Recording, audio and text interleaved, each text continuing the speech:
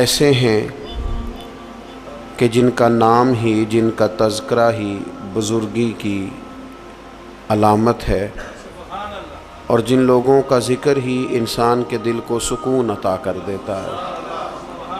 اللہ تبارک و تعالیٰ کے کچھ محبوب بندے اس طرح کے بھی ہیں کہ جن کی زندگی ساری کی ساری اس کی محبت میں، اپنے مالک کی فرما برداری میں، اس کے دین حق کے پیغام کی آبیاری میں گزر گئی، اور انہوں نے اپنے شب و روز سارے کے سارے اپنے مالک حقیقی کے نام کر دیے۔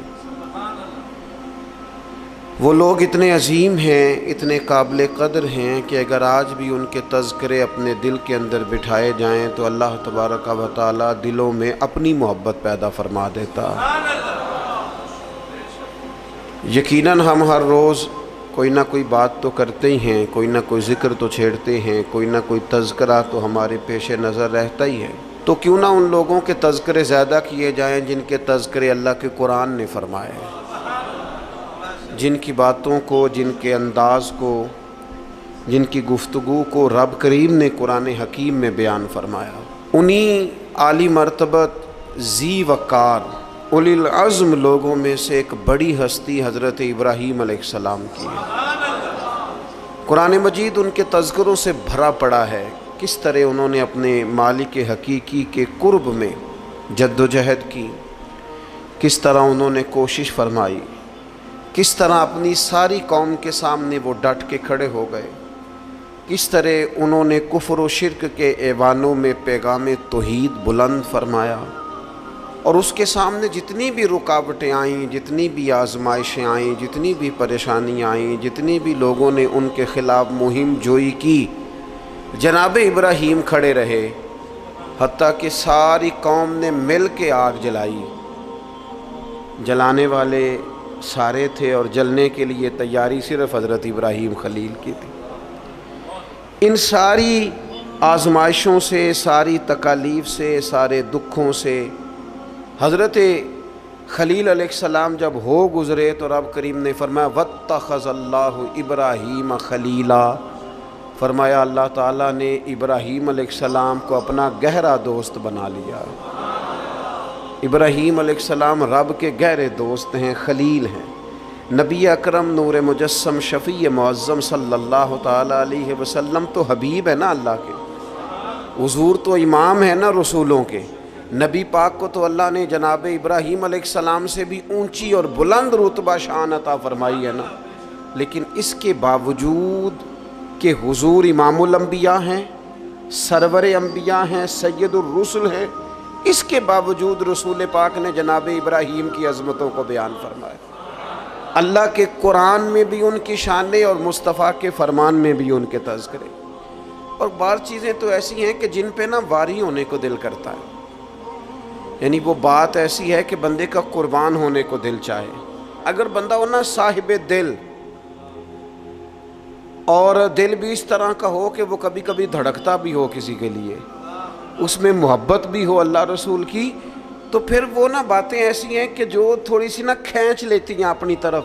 حضور علیہ السلام فرماتے ہیں قیامت کے دن نا لوگ کہیں گے، یہ حضور نے بیان فرمایا، کریم محبوب علیہ السلام فرمانے لگے قیامت کے دن لوگ کہیں گے جناب ابراہیم سے کہ آپ اللہ کے دوست ہیں، اس بات کا چرچا آسمانوں میں بھی ہے اور زمینوں میں بھی ہے۔ وَاتَّخَذَ اللَّهُ إِبْرَاهِيمَ خَلِيلًا، آپ رب کے دوست ہیں تو یہ بات ڈھکی چھپی نہیں، یہ محبت عروج پکڑ گئی، شہرت پا گئی، یعنی زمانے کو پتہ چل گیا کہ جناب ابراہیم اللہ کے گہرے دوست ہیں، دنیا کو اس کا پتہ چل گیا۔ حضور فرماتے ہیں یہ ذکر ہوگا قیامت کے دن۔ آپ اس شخص کی عظمت کو سمجھ سکتے ہیں کہ جن کے تذکرے، جن کے القابات، جن کی شانیں اس زبان سے بیان ہوں جس زبان سے رب چاہتا ہے کہ اس کی توحید کا تذکرہ ہو۔ قُلْ هُوَ اللَّهُ أَحَدٌ، محبوب آپ فرما دیں کہ اللہ ایک ہے۔ حضرت ابراہیم علیہ السلام کی عظمت، ایک شخص نے حضور کی بارگاہ میں آ کے عرض کی یا خیر البریہ، اے ساری مخلوق سے بہتر، تو محبوب نے مسکرا کے دیکھا، آنکھیں کھولی، محبت بھرے انداز میں فرمایا یہ جو تم نے مجھے خیر البریہ کہا ہے نا، یہ تو حضرت ابراہیم علیہ السلام ہے۔ گویا حضور فرمانے لگے یہ لقب جناب ابراہیم کا ہے، اپنے اپنے القابات ہوتے ہیں نا، آج کل القابات چوری کرنے کا بھی بڑا مزاج ہے، بڑا مزاج ہے، سب کو لقب چوری کرنے، یہ بھی میرا حصہ ہے، یہ بھی میرا حصہ ہے، یہ بھی میرا۔ خلیل اللہ انہی کا لقب ہے، اور حضور نے سب کی عظمتیں بیان کر کے اپنی شان، اپنی عظمت اپنی امت کو بتائی۔ فرمایا جناب موسیٰ کلیم اللہ ہیں اور بے شک ہیں، حضرت عیسیٰ روح اللہ ہیں اور بے شک ہیں، فرمایا جناب اسماعیل ذبیح اللہ ہیں اور بے شک ہیں، حضرت ابراہیم خلیل اللہ ہیں اور ہیں، لیکن فرمایا اعلیٰ وانا حبیب اللہ، یہ یاد رکھنا مجھے اللہ نے اپنا محبوب بنایا ہے، میں محبوب ہوں۔ اس بات کا تو یعنی ان کی عظمتوں کی موجودگی میں، وہ کسی نے اعلیٰ حضرت کے سامنے کہا تھا نا شان یوسف جو گھٹی وہ بھی اسی در پہ گھٹی، تو فرمایا یہ غلط بات تو نے کیوں کی، حضور کسی کو گھٹانے تو آئی نہیں، کہا پھر کیا کہنا چاہیے، فرمایا کہو شان یوسف جو بڑی وہ بھی اسی در سے بڑی، یہیں سے کرم ہوا جناب یوسف پر، ان کے تذکرے قرآن پاک میں آئے، قیامت تک جناب یوسف کا نام تلاوت کیا جائے گا۔ تو نبی پاک نے جناب ابراہیم علیہ السلام کی عظمتوں کو فرمایا خیر البریہ تو ان کا لقب ہے، یہ تو ان کو کہا جاتا ہے، حضور کے جو القابات ہیں وہ تو گنے نہیں نہ جا سکتے، لیکن نبی پاک علیہ السلام تو شانے دینے آئے ہیں نا، عظمت عطا فرماتے ہیں۔ حضرت ابراہیم کی عظمت جو امت کے دلوں میں حضور نے بٹھائی ہے، ان کی بلندی، ان کی شان، ان کا مرتبہ، ان کا مقام، میں نے کہا حضور امام الانبیاء ہیں، حضور سرور انبیاء ہیں، نبی پاک علیہ السلام امام ہیں جناب ابراہیم کے۔ حضرت ابراہیم نے بیت المقدس میں حضور کے پیچھے نماز ادا کی ہے، پر حضور فرمانے لگے ہر نبی نے نبیوں میں سے کسی نہ کسی کو دوست بنایا، نبیوں کی نبیوں سے دوستیاں ہوئیں، تو فوراً ذہن کی سطح پر سوال اٹھتا تھا حضور آپ کا دوست کون ہے؟ انبیاء کی صفوں میں ایک دوسرے سے دوستیاں لگیں، ہر نبی کی کسی پیغمبر سے دوستی ہوئی، تو یا رسول اللہ آپ کا دوست کون ہے؟ حضور فرمانے لگے میرے دوست وہی ہیں جنہیں اللہ نے اپنا خلیل بنایا ہے، وَاتَّخَذَ اللَّهُ إِبْرَاهِيمَ خَلِيلًا، وہ میرے دوست ہیں جنہیں اللہ نے اپنا دوست بنایا۔ اور بعض چیزیں تو ایسی باریک ہیں کہ وہ جیسے بندہ زیادہ گہرائی میں نہیں اتر جاتا، زیادہ باریک ہو جاتا ہے اور چیزوں کو بڑی قریب کی سطح تک آ کے اس خوبصورتی اور اس کا حسن ملاحظہ کرتا ہے، اور انسان ان ساری نسبتوں سے بھی پیار کرتا ہے جن کا تعلق محبوب سے ہو جاتا ہے، ان گلیوں سے بھی پیار ہو جاتا ہے، ان رستوں سے بھی پیار ہو جاتا ہے۔ کسی نے بابا فرید سے رستہ پوچھا تھا دلی میں کسی شہر کا، کسی محلے کا، کسی علاقے کا، تو فرمانے لگے نہیں آتا۔ کب سے ہو دلی میں؟ فرمانے لگے سالوں بیت گئے۔ تو کہا گلی کا نہیں آتا؟ کہنے لگے دو رستے مجھے بالکل صحیح آتے ہیں، دو بالکل صحیح آتے ہیں رستے، بالکل پکے، ایک جو خواجہ قطب الدین صاحب کے گھر جاتا ہے، اور دوسرا اگر وہ حکم دیں تو جو واپس آتا ہے۔ دو رستے، ایک کو یار دی یاد پکائیے تے وہ یاد مکمل کیتی ہے، جو کام کرنے والا تھا اس میں کوتاہی، وہ اس میں کوئی قضا نہیں کسی قسم کی۔ تو کچھ چیزیں ایسی ہوتی ہیں یعنی بندہ نا ان جگہوں سے بھی پیار کرتا ہے جن کی محبوب سے نسبت ہو، ان تعلقات سے بھی پیار کرتا ہے۔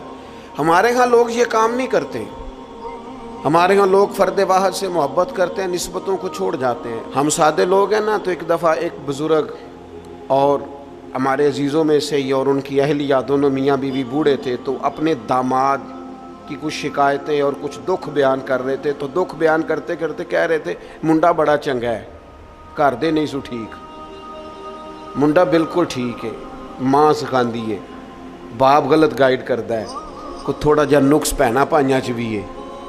تو میں ان کی باتیں سن کے ہنس پڑا، تو مجھے کہنے لگے آپ کیوں ہنس رہے ہیں؟ میں نے کہا جی بات ہے نا، نہ جس کی ماں ٹھیک، نہ جس کا باپ ٹھیک، نہ جس کے وہ خود کیسے ٹھیک ہو گیا؟ یہ انوکھی بات ہے کہ اس سے تعلق رکھنے والی کوئی شے ٹھیک نہیں، اور میں نے کہا وہ بھی اسی طرح کا ہی ہے، بس آپ اس کی خطائیں چشم پوشی کر رہے ہیں کیونکہ نباہ کرنا ہے نا، اور باقیوں سے آپ توڑنا چاہ رہے ہیں۔ یوں نہ کریں، جو ٹھیک ہوتا ہے اس کی نسبتیں بھی تقریباً، اور اگر کوتاہیاں ہوتی ہیں تو پھر کم و بیش کوتاہیاں بھی ہوتی ہی ہیں۔ ہمیں سمجھنا ہے اس بات کو کہ نسبت جو ہو نا، نسبت اس کا بھی، اگر محبوب سے پیار ہے تو محبوب کی اولاد پاک سے بھی پیار، اگر حضور سے پیار تو جو حضور کی گلیوں میں محبوب کے ساتھ چلتے تھے صحابہ ان سے بھی پیار، اگر محبوب سے پیار تو پھر حضور کو مکے سے پیار تو ہمیں بھی مکے سے پیار، اگر محبوب سے پیار تو نبی پاک کو شہر مدینہ سے محبت تو ہماری مدینے پہ جانے بھی قربان، اور اگر حضور علیہ السلام کو مسواک پیاری تو ہمیں بھی پیاری، حضور کو داڑھی شریف سے محبت تو ہمیں بھی بڑی محبت، نبی پاک کو کتاب و سنت کی تعلیمات کے ابلاغ سے شغف تو ہم زندگی لٹا دیں گے اسی کام میں۔ جو چیز حضور کو پیاری، نسبتوں کا جو منج ہونا چاہیے، جو انسان کے دل میں قدر ہونی چاہیے، اس سے کبھی کوتاہی نہ کریں، ورنہ آہستہ آہستہ آہستہ آہستہ پھر انسان اصل سے بھی جاتا ہے۔ حضور علیہ السلام نے فرمایا چھپکلی کو مار دو، چھپکلی نظر آئے مار دو۔ حضور اس کا قصور، جانور تو بڑے گھومتے ہیں نا، اور درجنوں اور بیسیوں جانور ہیں، اور حشرات الارض ہمیں زمین پہ چلتے دکھائی دیتے ہیں، تو چھپکلی ہی کو کیوں مارے؟ تو حضور فرمانے لگے، یہ صحیح حدیث میں موجود ہے، محبوب فرمانے لگے چھپکلی کو مار دو، اس لیے کہ جب جد الانبیاء حضرت ابراہیم علیہ السلام کی آگ جلائی جا رہی تھی نا، تو یہ چھپکلی اس کو پھونکے مارتی تھی اور جلاتی تھی، تو جناب ابراہیم سے اگر چھپکلی بھی اختلاف کرے تو ہمیں وہ چھپکلی بھی پسند نہیں۔ حضرت ابراہیم خلیل علیہ السلام کی اللہ سے محبت، حضرت ابراہیم خلیل علیہ السلام کو اللہ نے اپنا گہرا دوست بنایا۔ آپ ان کی زندگی کو پڑھیں، قرآن پاک کے اندر جا بجا جناب ابراہیم کا تذکرہ ملے گا، اور اس کے اندر جو اللہ کی محبت چھلکتی ہے، جو اپنے مالک سے تعلق نظر آتا ہے۔ ایک بندہ مومن کی جو شان ہونی چاہیے اپنے رب کے ساتھ، اس کا جو رشتہ ہونا چاہیے، اس کی سوچیں، اس کے نظریات، اس کی قلبی کیفیات، اس کا توکل، اس کا صبر، اس کا بھروسہ، اس کی امیدیں اپنے مالک کے ساتھ کس طرح وابستہ ہونی چاہیے۔ یہ جناب ابراہیم کی زندگی سے یوں نور پھوٹتا ہے کہ بنجر دل بھی آباد ہو جاتے ہیں، بے آباد روحوں پر پھول کھلنے لگتے ہیں۔ قرآن مجید کی سورہ شعراء کے اندر حضرت ابراہیم علیہ السلام کا وہ تذکرہ ملتا ہے کہ وہ اپنے رب کے بارے میں کس طرح گفتگو کرتے ہیں، اپنے مالک کا تعارف لوگوں کو کراتے ہیں، تو کس طرح فرماتے ہیں الذی خلقنی فہو یہدین، میرا رب وہ ہے جس نے مجھے پیدا کیا اور وہی مجھے ہدایت بھی عطا کرے گا۔ خالی میرے رب نے مجھے پیدا نہیں کیا، وہ مجھے ہدایت بھی عطا کرے گا۔ والذی ہوا یطعمنی ویسقین، میرا رب وہ ہے جو مجھے کھلاتا بھی ہے اور پلاتا بھی ہے۔ وَإِذَا مَرِضْتُ فَهُوَ يَشْفِينِ، فرمانے لگے جب میں بیمار ہوتا ہوں نا تو وہ مجھے شفا عطا کرتا ہے۔ یہ اللہ کرے آپ قرآن مجید کے الفاظ کی لذت محسوس کریں۔ میرا رب وہ ہے جس نے مجھے پیدا کیا، وہی مجھے ہدایت دے گا۔ میرا رب وہ ہے کہ جو مجھے کھلاتا اور پلاتا ہے۔ میرا رب وہ ہے جب میں بیمار ہوتا ہوں تو مجھے شفا دیتا ہے۔ والذی یمیتنی ثم یحیین، میرا رب وہ ہے جو میری روح قبض کرے گا، مجھے وفات دے گا، اور پھر میرا رب مجھے زندہ بھی کرے گا۔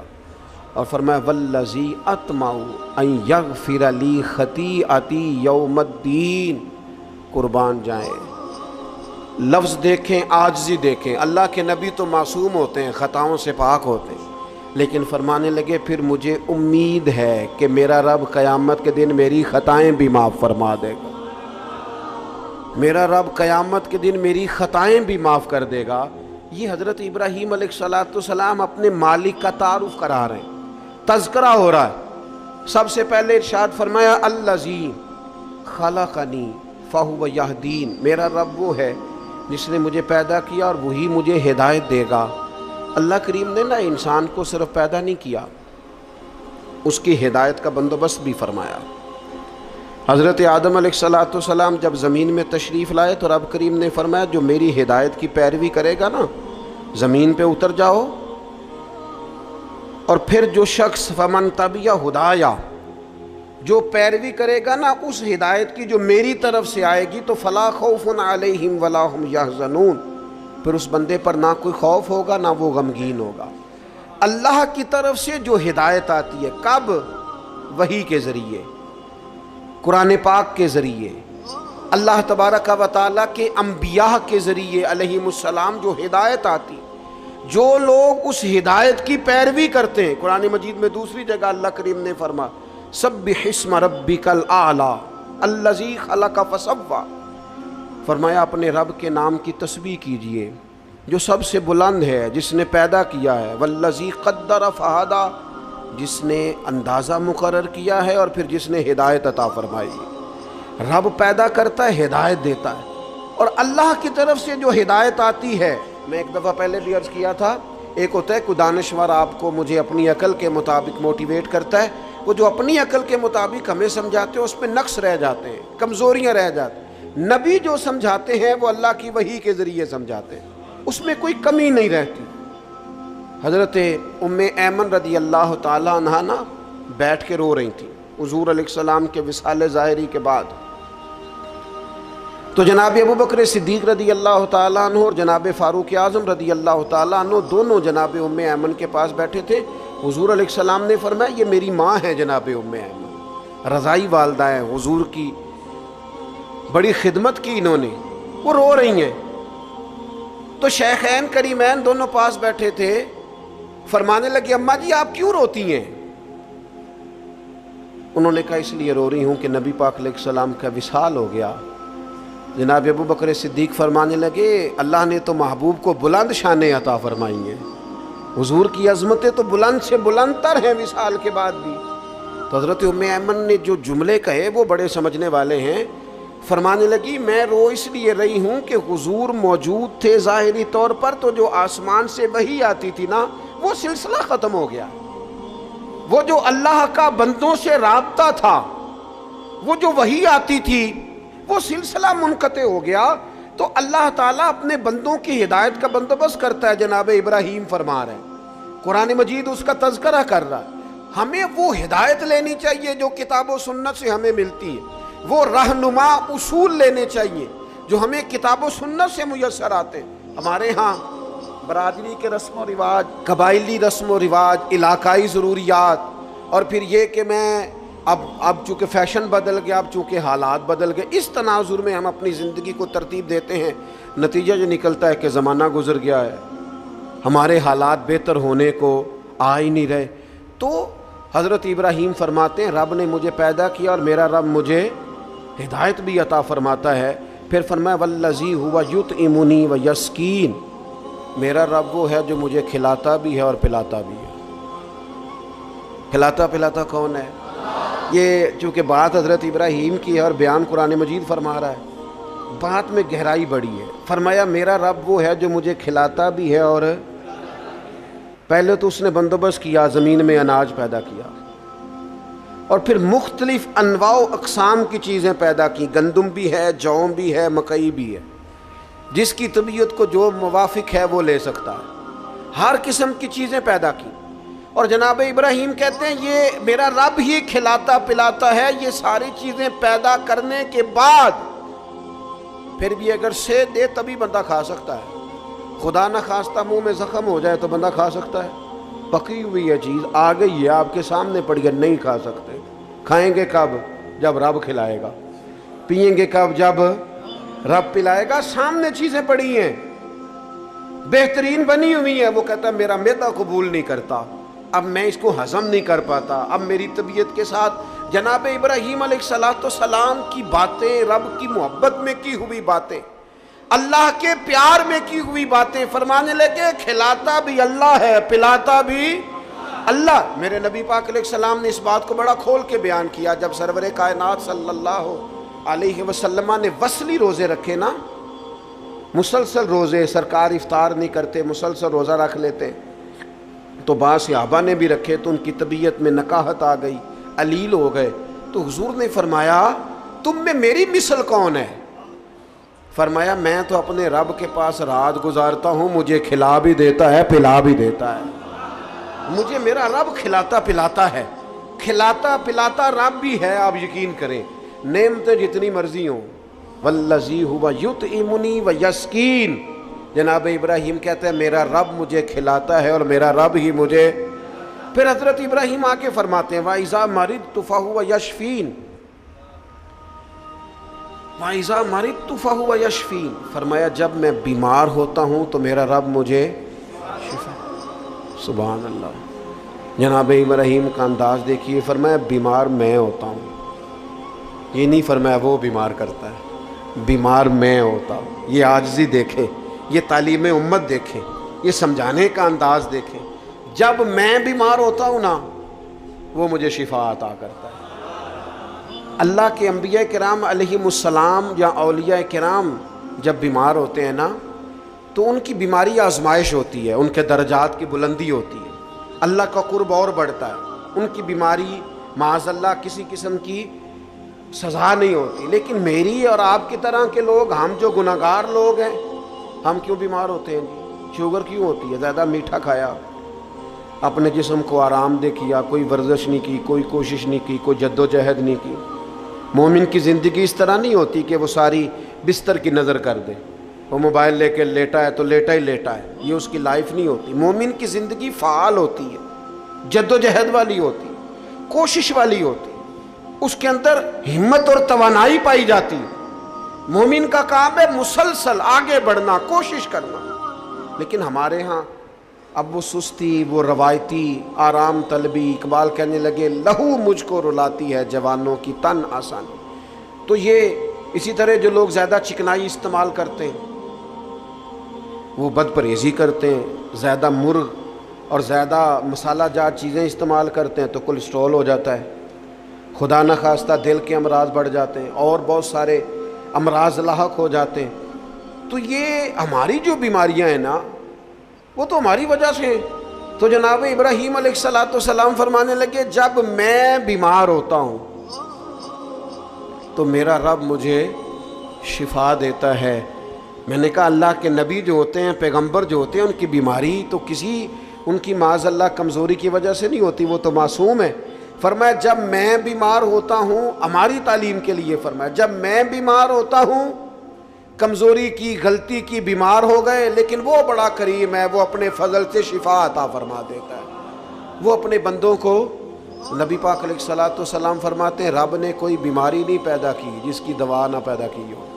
وہ میں اکثر کہتا ہوں بعض لوگ تھوڑے زیادہ نیک ہو جاتے ہیں، نیکی بھی تھوڑی چند قدم آگے گزار لیتے ہیں شریعت سے آگے، کچھ زیادہ ہی پرہیزگار ہو جاتے ہیں۔ اور خدا کے بندے دائرہ شریعت کے اندر حضور نے منع فرمایا تھا ساری رات کھڑے ہو کے عبادت نہ کرنا، کچھ دیر آرام بھی کرنا۔ جی میں نے عبادت ہی کی ہو، بھائی عبادت کر، پر جو دین تجھے بتاتا ہے اس کے دائرے میں رہ۔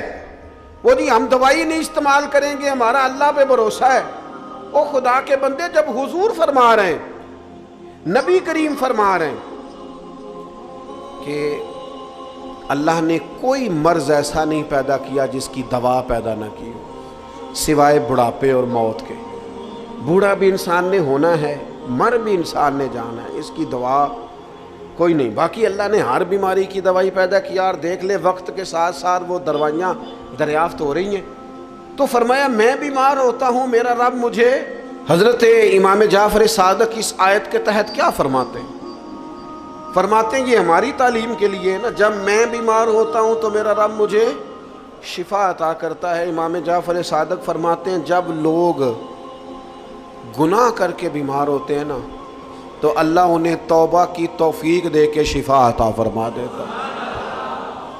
حضرت شیخ ابو بکر شبلی رحمۃ اللہ علیہ فرمانے لگے جب لوگ دنیا میں پوری طرح محو ہو جاتے ہیں اور دنیا داری کر کر کے بیمار ہو جاتے ہیں، پھر رب جب فضل کرے اور اپنے دیدار کی لذت پیدا کر دے تو اس کا مطلب ہے رب لذت پیدا کر کے شفا عطا فرما رہا۔ جب میں بیمار ہوتا ہوں تو پھر میرا رب مجھے شفا عطا کرتا ہے۔ والذی یمیتنی ثم یحیین، فرمایا وہی مجھے وفات دے گا اور پھر وہی مجھے زندہ بھی کرے گا، پھر کھڑا کرے گا قیامت کے دن مجھے۔ اور فرمایا والذی اطمع، مجھے امید لگ گئی ہے۔ اعلیٰ حضرت نے ترجمہ کیا ہے مجھے آس لگی ہے، یہ میری آس ہے کیا، ان یغفر لی خطیئتی، کہ وہ میری خطائیں بخش دے گا۔ میں نے کہا انبیاء معصوم ہوتے ہیں، یہ بھی ہماری تعلیم کی، امید رکھو کسی جگہ بھی، کسی مقام پر نا امید نہ ہونا، اللہ معاف کرنے والا۔ امید لگی ہے کہ وہ میری خطائیں بخش دے گا، کب؟ یوم الدین، قیامت کے دن وہ میری خطائیں صبح قیامت معاف کر دے گا۔ حضرت ابراہیم علیہ السلام کے تذکرے، جناب ابراہیم کی عظمتیں، اپنے مالک کو پہچاننا، اپنے رب سے دعائیں مانگنا، یعنی اس تصور کو بار بار اپنے دل میں پیدا کرنا کہ مجھے پیدا کرنے والا میرا اللہ ہے، ہدایت کا نور دینے والا میرا اللہ ہے، کھلانے پلانے والا میرا اللہ ہے، میں بیمار ہوتا ہوں تو شفا دینے والا میرا اللہ کریم ہے، وہی مجھے موت دے گا پھر وہی مجھے زندگی عطا کرے گا۔ امید ہے قیامت کے دن وہ میری خطائیں بھی معاف کر دے۔ اپنے دلوں میں یہ جذبہ لائیے، اپنے مالک کے حضور اپنا سر نیال جھکائیے، نکلیے تھوڑا سا دنیا کے جھمیلوں سے، دنیا کی باتوں سے۔ کیمرے کے پیچھے دنیا نہیں ہے، دنیا تو یہ ہے جو بستی ہے آپس میں۔ اللہ تعالی حضرت ابراہیم علیہ السلام کی محبت کا فیضان عطا کرے۔